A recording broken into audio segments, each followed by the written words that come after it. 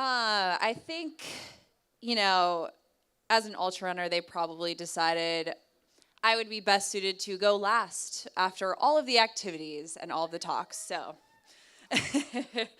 my name is Olivia Amber, and I am an ultra runner for the North Face. I am here to talk to you about a project I recently did in September. It's a 100-mile journey through the California Sierra. It's a combination of trail running, scrambling, rock climbing, talus hopping. And it's an amazing journey that I want to walk you guys through. And I think it's a really cool project that I think a lot of climbers can also sort of think about. So first, I'm going to take you through a 2.5-minute version of this 3.5-day journey by way of a screen recording flyover. So if you want to play that, John.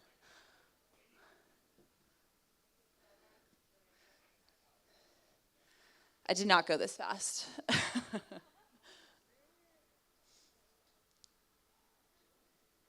So this is the first part. This is the Palisade Traverse from Thunderbolt to Sill. It's 5 14,000-foot mountains linked together. Hardest grade is 5.9. Trail section over to another 14er called Split Mountain.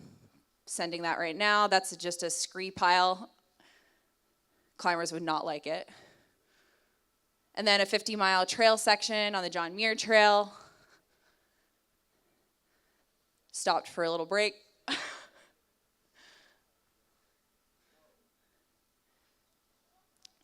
And that took me over to 2 more 14ers, Mount Williamson and Mount Tyndall.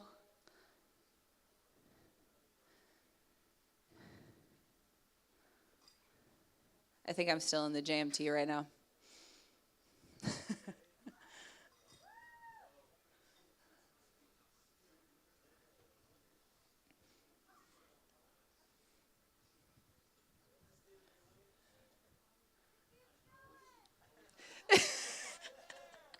I mean, we could just be here for 3.5 days and watch it at normal speed. Okay, now we're at Williamson and Tyndall. 2 more 14ers, and that is Williamson.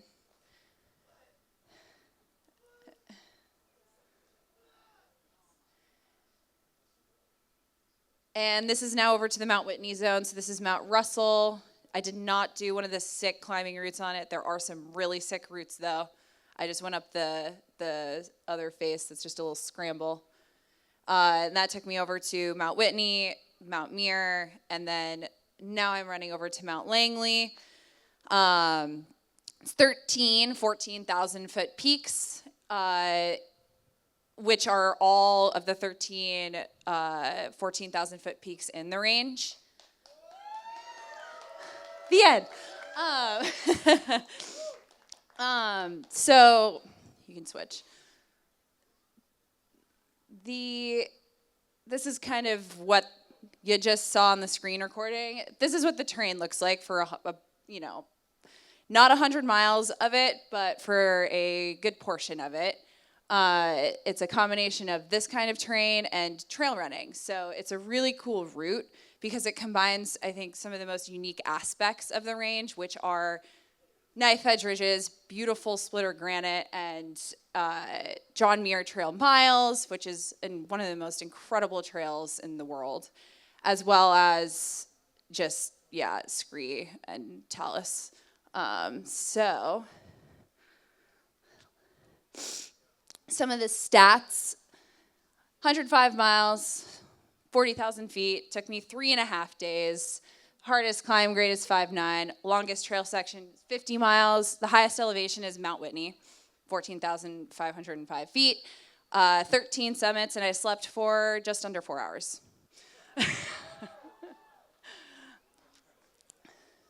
So what inspired me to do this route was it was born for me about 5 years ago when I started climbing more in the range, and I really wanted to combine climbing and running in one of my favorite places in the world, which is this Eastern Sierra. So I started thinking about what route could I come up with that would be motivating for me to do. And then I actually found this route existed, so I was like, sick, I'm just going to do that. And at that point, there had been 2 other guys who had done it, and they had done it in about a similar amount of time. And so I was like, okay, I think that it's probably possible to do it in under 4 days. I don't know, but I talked to them. It seemed reasonable, but I was scared. I was like, I don't know. That's a lot of kind of consequential terrain to be in for so long with no sleep. Is that actually something that is possible for me? I really don't know at this point. But it was in the back of my head, and I was like, you know what? I can just keep thinking about it and trying, and we'll see. So I started preparing, and some of the ways that I prepped for it were climb training, not to probably the extent a lot of you do, but for me, it looks like what is the sort of lowest caloric and energy output that I can do to maintain a level of grip strength and a level of upper body strength without it impacting my running. And so for me, that looks like doing some hangboard stuff, some rollies in the morning, and then going for my run training workout. And I have found personally that that doesn't impact my running, which is my priority as a professional runner. And so I started doing a bit more of that, and I just started spending more time in exposed terrain in the range. And so I just started familiarizing myself with the route and just breaking it down into little sections. And as I kept breaking it down into little sections, I realized that some of the places that I hadn't been out to before that seemed kind of scary were actually not that scary. I thought that was a fun photo, but that's the milk bottle, which is the summit of Starlight, which is on the Palisade Traverse. It's a really cool feature, just this like spire of granite just sticking up on the traverse.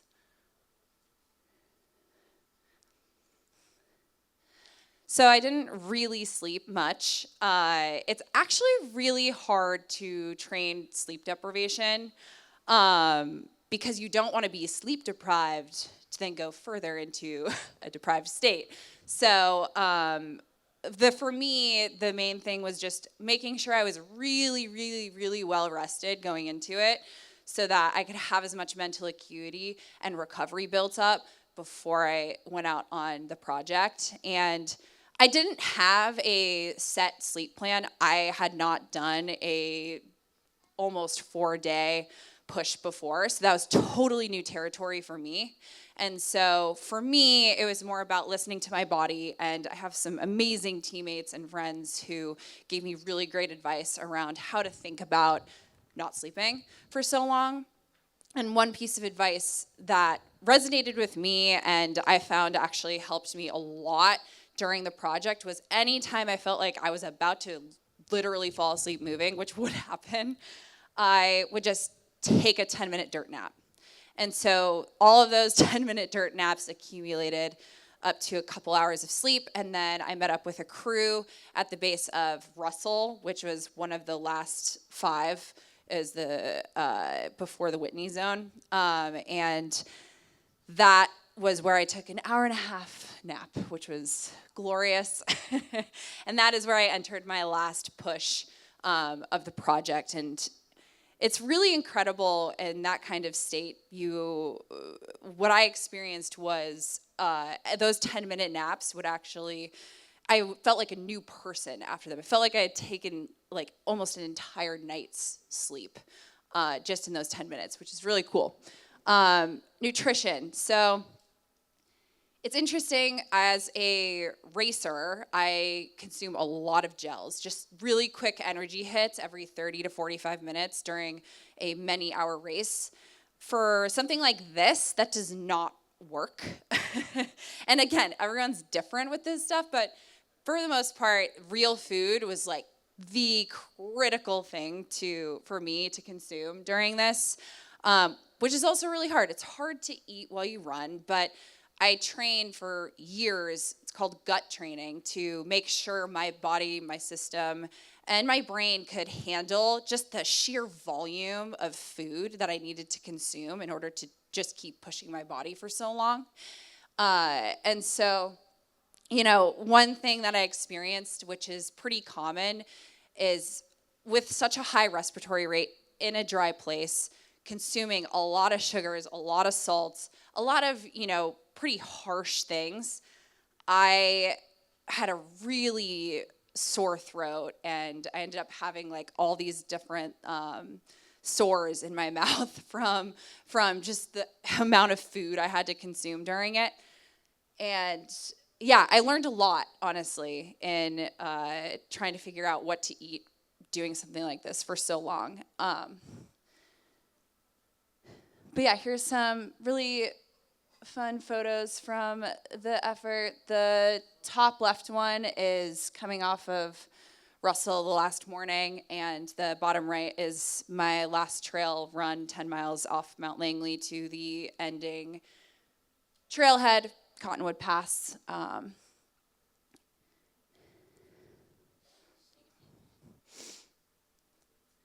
And one of my favorite parts of the whole thing was having an amazing group of people meet me at the top of Langley, the last summit, and run the last 10 miles out with me. It was this amazing experience. I'm just so grateful to have some support out there.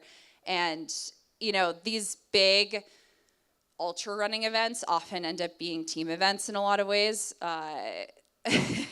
A lot of people like to say these days that ultra running is a team sport, and it often does feel like that when you have people, committing days, many hours of their time, nights of their time to make sure you have what you need. Does she have enough food out there? Does she have enough layering? And it's really cool.